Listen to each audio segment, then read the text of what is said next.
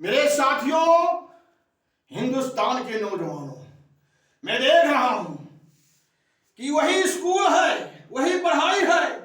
कोई पढ़ लिख करके डॉक्टर बनता है, कोई पढ़ लिख करके डीएम बनता है, कोई पढ़ लिख करके वकील बनता है, कोई अधिकारी बनता है, कोई एसडीएम बनता है। वही स्कूल, वही किताब, कोई कुछ नहीं पढ़ पाता है।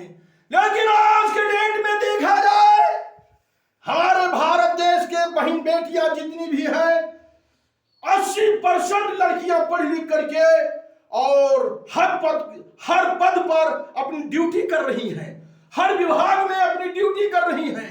देश के अंदर लड़कियां सरकारी विभाग में लड़कों से ज्यादा ड्यूटी का योगदान है। हमारा देश अब झुकने वाला नहीं है, रुकने वाला नहीं है, क्योंकि लड़के पढ़ाई में कमजोर हैं, लड़कियां पढ़ाई में आगे हैं।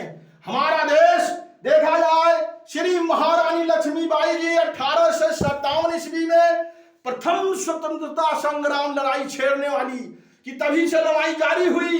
लड़ाई लड़ते लड़ते और हमारे देश के क्रांतिकारियों ने अंग्रेजों को भगा ही दिया।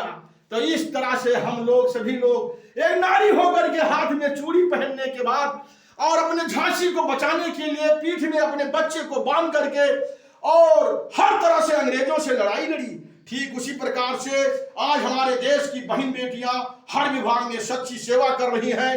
उनका अधिकार हर तरह से यह होना चाहिए कि हर अत्याचार, हर जुर्म का अंत करने के लिए हमारी बहन बेटियां निडर होकर के अपनी ड्यूटी करें और डरना नहीं है, क्योंकि इन भ्रष्टाचारियों का अंत करना, हम लोगों का खुलकर विरोध करना एक जो है हमारा आपका सत्य पर चलने की राह दिखाती है। और विरोध करना कोई पाप नहीं है, एक बहादुरी है। हम लोग सभी लोग मिलकर के इन भ्रष्टाचारियों का खुलकर विरोध किया जाए। जो लुटेरे हैं, इन लुटेरों का अंत किया जाए। जब तक इन लुटेरों का अंत नहीं होगा, भ्रष्टाचारियों का अंत नहीं होगा, तब तक हमारा देश संकट संकट संकट ही झेलता रहेगा। धन्यवाद।